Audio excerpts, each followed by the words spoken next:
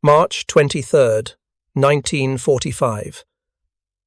The Remagen bridgehead, east of the Rhine River, Hauptmann Werner Scholz crouched behind the shattered remains of a stone farmhouse, his hands trembling as he wrote in a combat journal that would be discovered by American forces 3 days later. The MG42 is not the ultimate weapon we were promised. The Americans have proven this with mathematics we cannot dispute. Their Browning machine guns fire slower, yes, but they fire forever, and forever defeats fast when fast must stop to reload, to change barrels, to clear stoppages that come from firing too quickly for too long. Through the smoke drifting across the muddy German countryside that morning, Scholz had witnessed something that contradicted every assumption the Wehrmacht held about automatic weapons superiority. His company, part of the 11th Panzer Division's desperate attempt to contain the American breakout from the Remagen bridge, had positioned their MG42 machine guns in carefully prepared positions. They had ammunition, they had good fields of fire, and they had the weapon German propaganda had called the fastest, most lethal machine gun ever created. Then the American infantry came, not in massed charges, not in desperate rushes, but in coordinated fire and movement, supported by machine guns that seemed never to stop firing. What Scholz and thousands of other German soldiers discovered in the final months of the war was that rate of fire meant nothing if the gun could not sustain that rate. The American M1919 Browning, firing at only 600 rounds per minute compared to the MG42's 1200 rounds per minute, could maintain sustained fire for hours without failure. The German wonder weapon could not. The myth of MG42 superiority, carefully cultivated by German propaganda and believed by soldiers on both sides, was about to be shredded by the brutal mathematics of sustained fire combat. If you're enjoying this deep dive into the story, hit the past Vapers class down subscribe button and let us know in the comments from where in the world you are watching from today. The belief in German machine gun superiority had deep roots extending back to World War I. The Maxim machine guns that had dominated the Western Front established a German psychological connection between machine gun firepower and battlefield dominance. Between the wars, German military theorists had refined their doctrine, emphasizing the machine gun as the primary infantry weapon with rifles serving merely to support the machine gun's fire. This philosophy reflected harsh lessons learned in the trenches. A single well-positioned machine gun could stop an entire battalion. Concentrated machine gun fire could break attacks before they reached German lines. The machine gun, properly employed, was the ultimate defensive weapon and the foundation of all infantry tactics. When German engineers designed the MG34 in the early 1930s, they incorporated these doctrinal requirements. The weapon needed to serve as both a light machine gun carried by infantry squads and a heavy machine gun mounted on tripods for sustained defensive fire. It needed high accuracy, reliable operation, and the fastest possible rate of fire.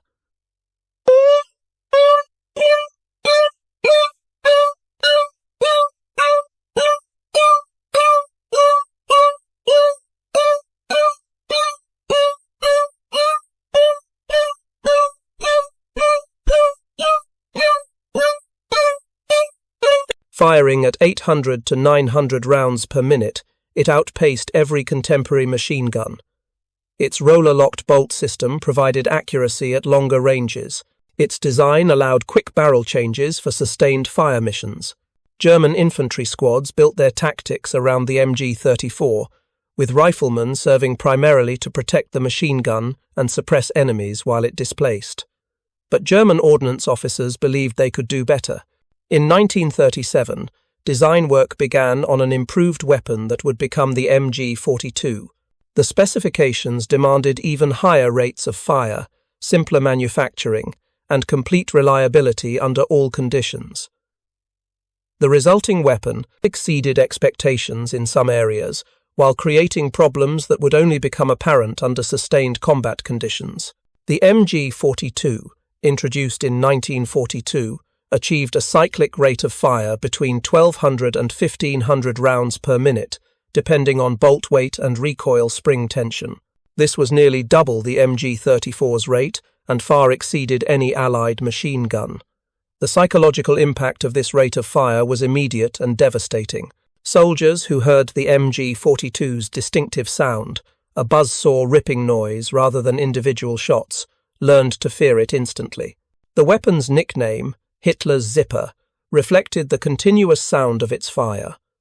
German propaganda seized upon the MG42 as proof of technological superiority. Newsreels showed the weapon firing, its tracers forming an almost continuous stream.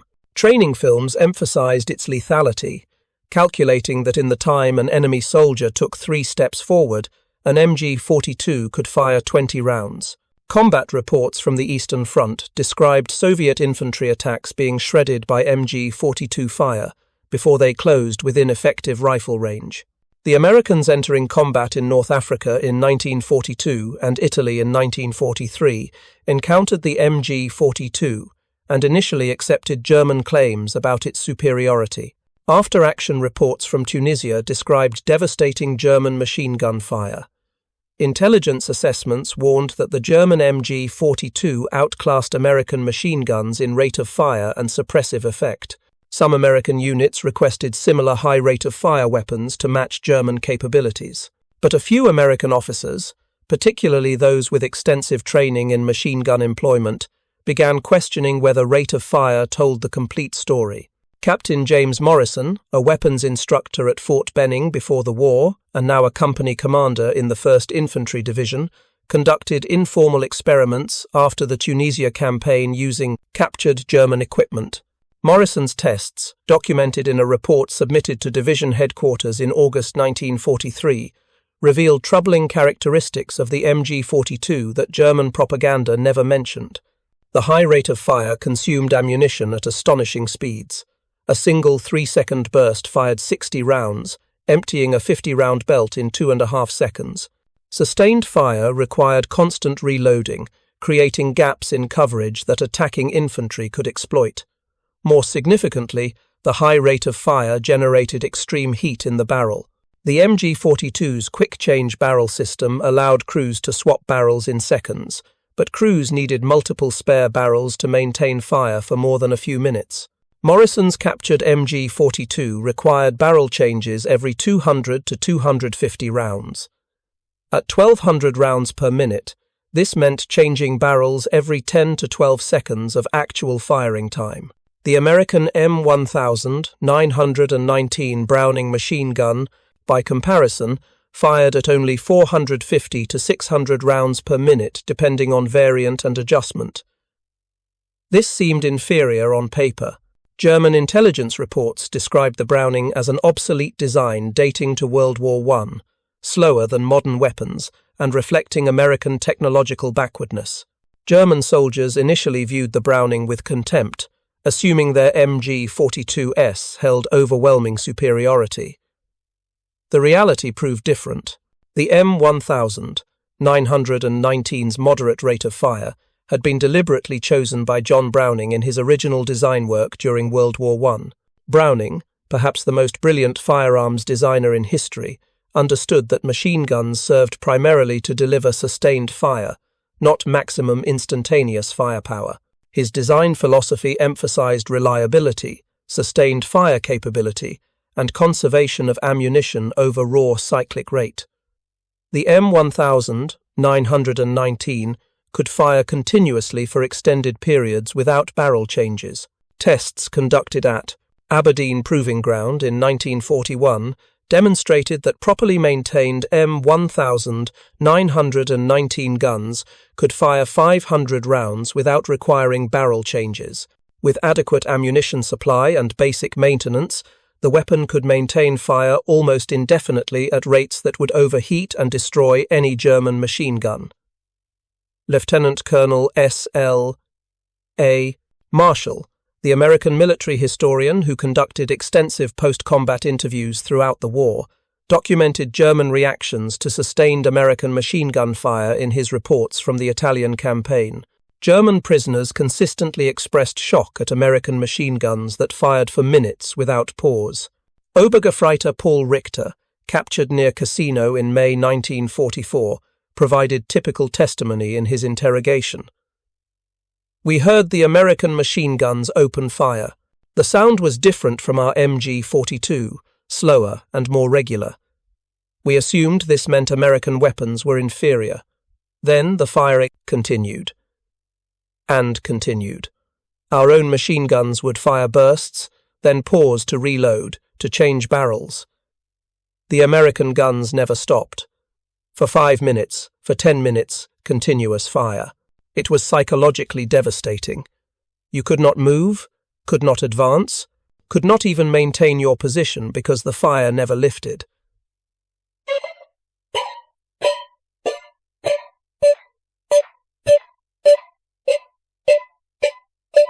The mathematics of sustained fire favoured the Browning in ways that became apparent only through combat experience. An MG42 firing 1,200 rounds per minute emptied its 50-round belt in 2.5 seconds.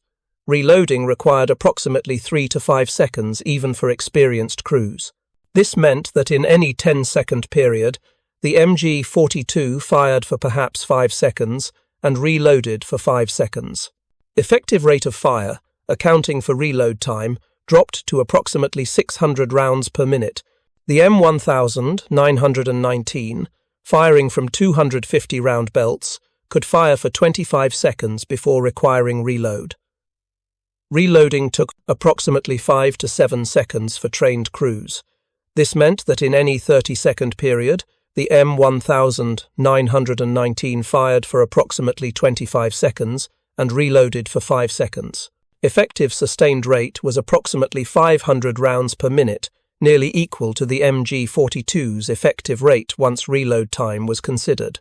But the critical difference emerged in sustained fire over minutes rather than seconds. The MG42 required barrel changes every 200 to 250 rounds. At effective rates accounting for reloads, this meant changing barrels every 20 to 25 seconds of operation. Each barrel change required 5 to 10 seconds, even for expert crews. Over a 5-minute engagement, an MG42 crew would need to change barrels 12 to 15 times, spending perhaps 90 to 120 seconds just swapping barrels. The M1919 could fire 500 rounds before requiring barrel changes. At its sustained rate, this allowed approximately 60 seconds of continuous fire before needing a barrel swap. Over the same 5-minute engagement, an M1919 crew might change barrels 3 to 4 times, spending perhaps 20 to 30 seconds on barrel changes. The American gun could deliver substantially more rounds on target over any engagement lasting more than 2 minutes. These calculations were theoretical, based on optimal crew performance under ideal conditions. Combat conditions revealed even greater disparities. The MG42's high rate of fire and frequent barrel changes required larger crew sizes and more extensive training to maintain effectiveness. German doctrine specified a 6-man crew for the MG42, with specific roles for the gunner, assistant gunner, 3 ammunition bearers, and a squad leader. The gunner fired the weapon, the assistant gunner fed ammunition belts, changed barrels, and prepared the next belt. The 3 ammunition bearers carried spare barrels, spare belts, and tools. The squad leader directed fire and coordinated movements. All 6 men needed extensive training to function effectively as a team. Losing even one crew member degraded effectiveness significantly. American M1919 crews typically consisted of 2 men, the gunner and the assistant gunner. The gunner fired the weapon and performed basic maintenance. The assistant gunner fed ammunition and assisted with barrel changes. Larger caliber M250 caliber Brownings used 3-man crews, but the basic principle remained the same. Smaller crew sizes meant less training time, easier coordination, and reduced vulnerability to casualties.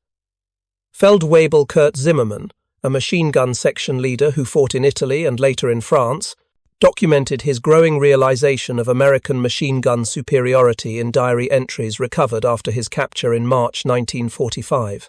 His first combat against American forces came in September 1943 near Salerno. Our MG42 teams dominated the battlefield initially. The Americans seemed hesitant, their fire sporadic. We believed we had advantage. Then their infantry began using coordinated tactics. One American machine gun would fire continuously, pinning us in position. While we focused on that gun, trying to suppress it with our own fire, other American elements would maneuver against our flanks.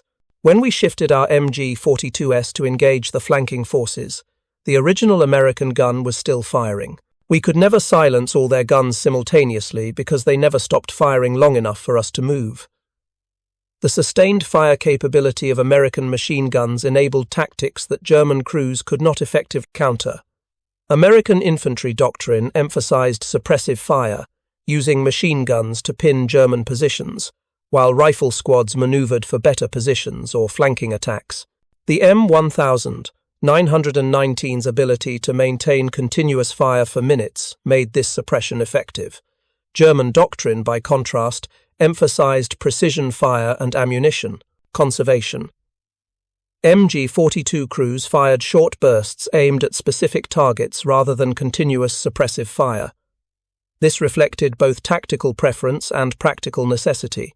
The high ammunition consumption of the MG42 at maximum rate made continuous fire wasteful and logistically difficult.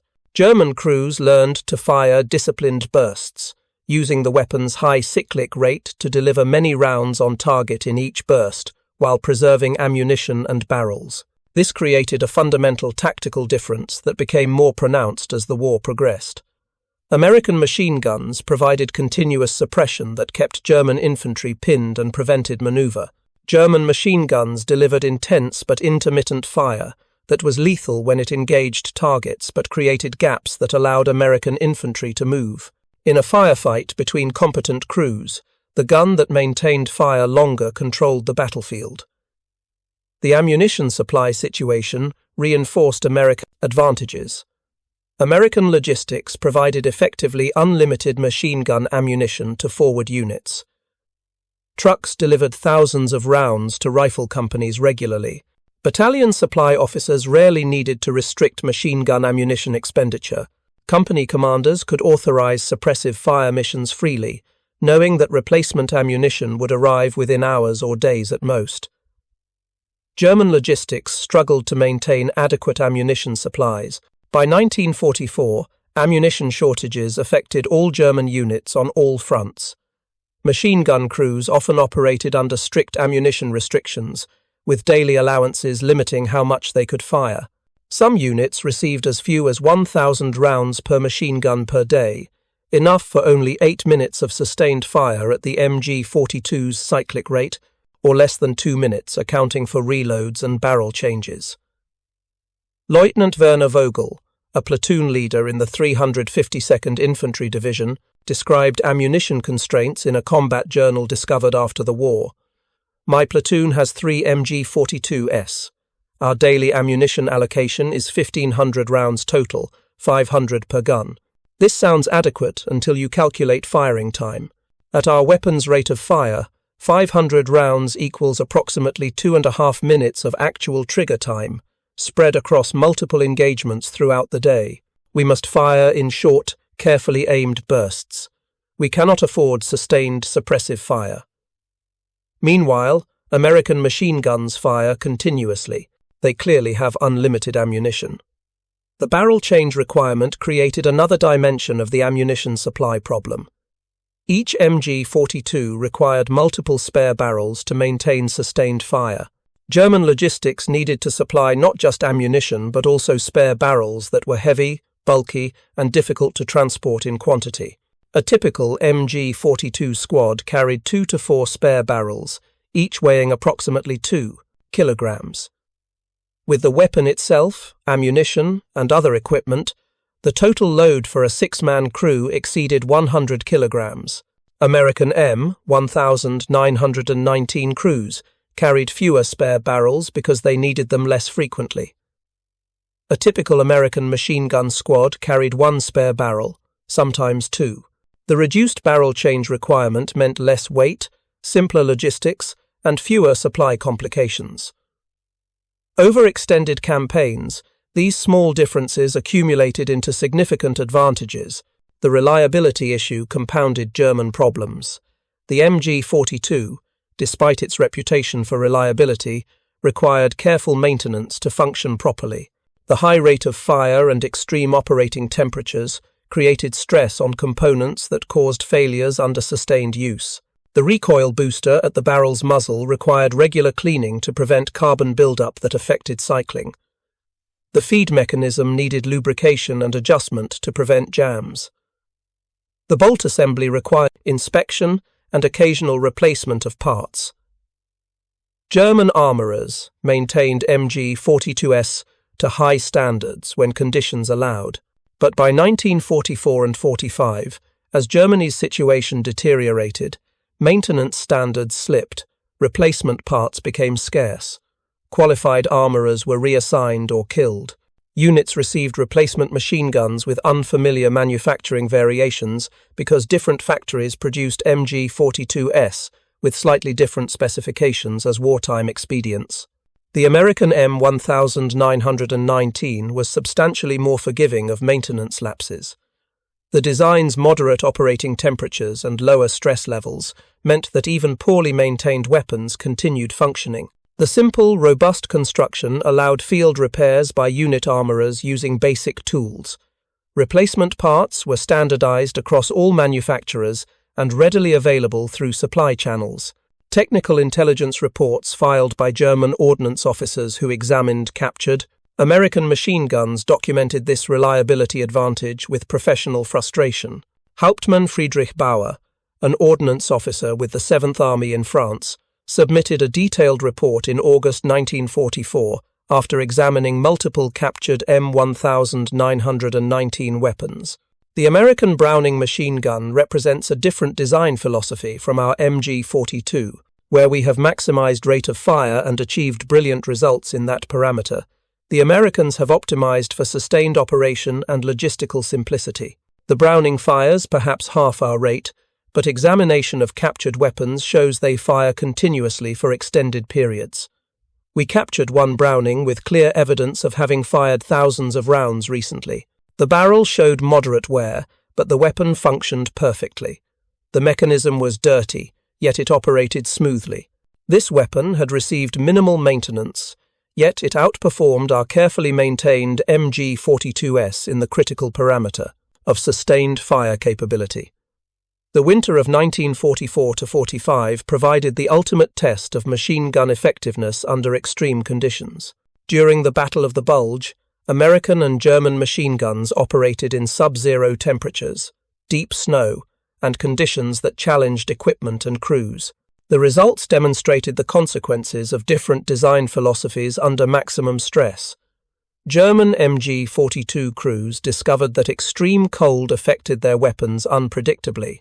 The quick-change barrel mechanism sometimes froze, making barrel changes difficult or impossible.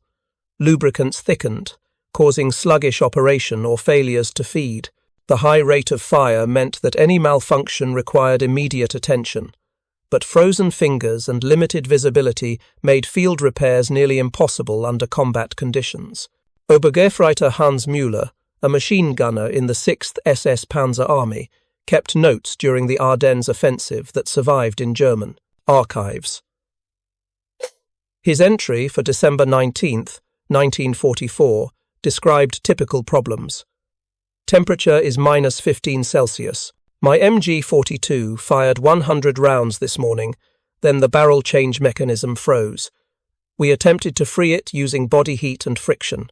15 minutes later, we succeeded in changing the barrel, but by then American infantry had flanked our position. Second barrel fired perhaps 200 rounds before the belt feed mechanism jammed from ice buildup. Cleared the jam, resumed fire. Third jam occurred after another brief burst. The weapon that should give us superiority has become unreliable exactly when we need it most. American M1919 crews reported fewer cold weather problems. The slower rate of fire generated less extreme temperature variations between hot barrels and cold receivers. The simpler mechanism had fewer points where ice could cause failures. The longer intervals between barrel changes meant crews had time to properly warm replacement barrels before installation. American machine guns continued functioning in conditions that disabled German weapons. The tactical situation during the Bulge highlighted another American advantage that derived directly from machine gun reliability. American defensive positions typically organized around machine gun strongpoints with interlocking fields of fire. Each position could support adjacent positions with flanking fire. The system depended on machine guns maintaining continuous fire to prevent German infantry from exploiting gaps between positions. At Bastogne, the surrounded American forces used their machine guns to create defensive barriers that German attacks could not penetrate. Lieutenant Colonel Harry Kinnard, operations officer of the 101st Airborne Division at Bastogne, later described the critical role of sustained machine gun fire in his unit's defense. Our perimeter was too large for the forces we had. We couldn't maintain continuous lines of infantry. Instead, we created strongpoints built around machine gun positions with overlapping fire zones. The machine guns fired continuously during German attacks, sometimes for 10 or 15 minutes without pause. This sustained fire created barriers that stopped German infantry even when we had gaps in our lines.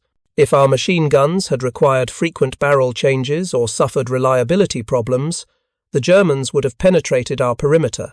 The Brownings' ability to maintain sustained fire saved us.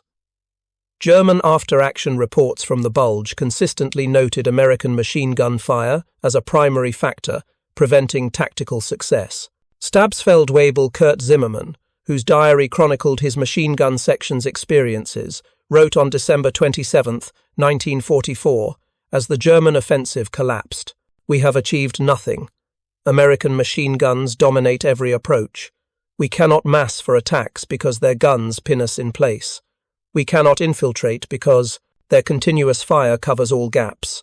Our own MG42s fire brilliantly for brief moments, then must pause to reload, to change barrels, to clear stoppages. In those pauses, American infantry moves. When we resume fire, they are dug in, and their own machine guns are firing at us. We have the faster weapon, but they have the weapon that never stops. In combat, never stopping defeats fast."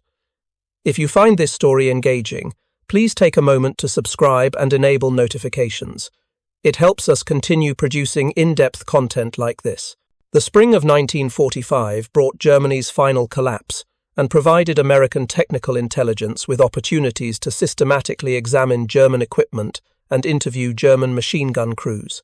The findings confirmed what combat experience had already demonstrated. The MG42 was a superb weapon optimized for parameters that proved less important than sustained fire capability. Major Thomas Watkins, an ordnance officer attached to 12th Army Group Headquarters, supervised comparative testing of American and German machine guns at captured German ranges in April 1945. His report, filed on May 2nd, just days before Germany's surrender, provided comprehensive technical analysis. We conducted side-by-side firing tests using American M1919 machine guns and captured German MG42 weapons. Both were fired by experienced crews under observation by American and German personnel. The tests consisted of 3 scenarios: maximum sustained fire, suppressive fire against moving targets, and defensive fire simulation. Results were unambiguous. In maximum sustained fire, the M1919 delivered more rounds on target over any period exceeding 3 minutes. The MG42's higher cyclic rate was negated by frequent reloads and mandatory barrel changes. Over a 10-minute engagement, the M1919 fired approximately 4,000 rounds with 4 barrel changes. The MG42 fired approximately 3,000 rounds with 22 barrel changes. The M1919 crew was fresh and ready to continue. The MG42 crew was exhausted and nearly out of spare barrels. The suppressive fire test proved even more revealing. Both weapons engaged simulated infantry targets moving across a 500-meter front. The M1919 maintained continuous fire that kept all targets suppressed throughout the engagement. The MG42 delivered devastating fire when it engaged targets, but the frequent pauses for reloading created gaps when targets could move. Over a 15-minute scenario, simulated enemy forces made 3 times more progress against the MG42 than against the M1919. The defensive fire simulation replicated a German infantry assault against an American position. The M1919 crews created an effective barrier of continuous fire that would have stopped or severely disrupted any assault. The MG42 crews delivered intense fire in bursts, but the cumulative effect was less suppressive because attacking infantry could exploit the gaps between bursts. Major Watkins concluded his report with an assessment that would have been heretical earlier in the war, but had become obvious by 1945. The German MG42 is an excellent weapon that reflects a fundamental misunderstanding of machine gun employment. The Germans optimized for maximum instantaneous firepower, achieving an impressive cyclic rate that looks devastating on paper. But sustained combat requires sustained fire, not maximum bursts. The American Browning design, dating to World War I and considered obsolete by many observers, proves superior in the parameter that matters most: the ability to maintain effective fire over time. Rate of fire is irrelevant if the weapon cannot sustain that rate. German machine gun crews captured in the final weeks of the war provided their own assessments during interrogation. Many expressed professional respect for the MG42's design while acknowledging its limitations. Feldwebel Werner Scholz, whose journal Infantry opened this account, was captured near Remagen on March 26, 1945. His interrogation, conducted by American intelligence officers on March 29, included extensive discussion of machine gun tactics and equipment. The MG42 is a superb weapon for specific scenarios, Scholz told his interrogators. In defensive positions with abundant ammunition and spare barrels, against massed attacks at close range, it is devastating. The rate of fire shreds infantry formations before they can close, but these ideal conditions rarely exist. More commonly, we face sustained engagements against dispersed enemies, who use cover and concealment effectively. In these conditions, the American Browning is superior. It fires long enough to keep enemies pinned while other American forces maneuver. Our MG42 fires brilliantly but briefly, then pauses, and in that pause, we lose tactical advantage. The technical analysis extended beyond firing tests to examine the industrial and logistical implications of the different design philosophies. American ordnance officers, calculating the total cost of machine gun systems, discovered that the M1919's apparent simplicity masked sophisticated industrial planning. The weapon cost approximately $240 to manufacture in 1944, including all components and quality control. Germany spent approximately 150 Reichsmarks manufacturing each MG42, equivalent to roughly $60 at official exchange rates. But the total system cost told a different story. Each MG42 required 4 to 6 spare barrels for sustained combat operations. Barrels cost approximately 30 Reichsmarks each to manufacture, adding 120 to 180 Reichsmarks to the system cost. The weapon's 6-man crew required extensive training, representing hundreds of man-hours of instruction. Ammunition consumption at 1,200 rounds per minute meant that each MG42 required substantially more logistical support than an M1919. The American system, when all costs were calculated, proved more economical despite the higher weapon price. The M1919 required fewer spare barrels, smaller crews needing less training, and consumed ammunition at sustainable rates. American factories produced approximately 75,000 M1919A4 machine guns during the war, along with approximately 200,000 of the related M1919A6 light machine gun variant.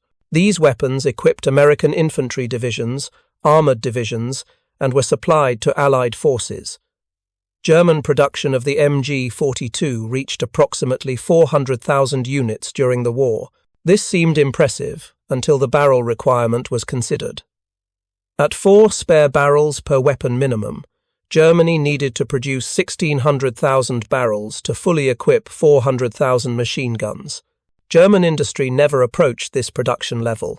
Most MG42s deployed with only 2 spare barrels, limiting their sustained fire capability and forcing crews to carefully husband their barrels like precious resources. The ammunition production disparity was even more stark. American industry produced approximately 40 billion rounds of .30 caliber ammunition during the war, enough to supply M1919 machine guns, M1 Garand rifles, and other weapons without restriction. German industry produced approximately 12 billion rounds of 7.92mm Mauser ammunition for all weapons, despite having a larger military and fighting on more fronts. The production gap meant that even if German machine guns had matched American reliability and sustained fire capability, German forces lacked sufficient ammunition to employ them effectively. By May 1945, as Germany surrendered, the mythology of MG42 superiority had been thoroughly demolished by combat experience and technical analysis. The weapon remained in service with various militaries for decades after the war, testament to its excellent design. But its reputation as the ultimate machine gun had been replaced by a more nuanced understanding. The MG42 excelled in specific parameters while failing in the most critical requirement: sustained fire capability.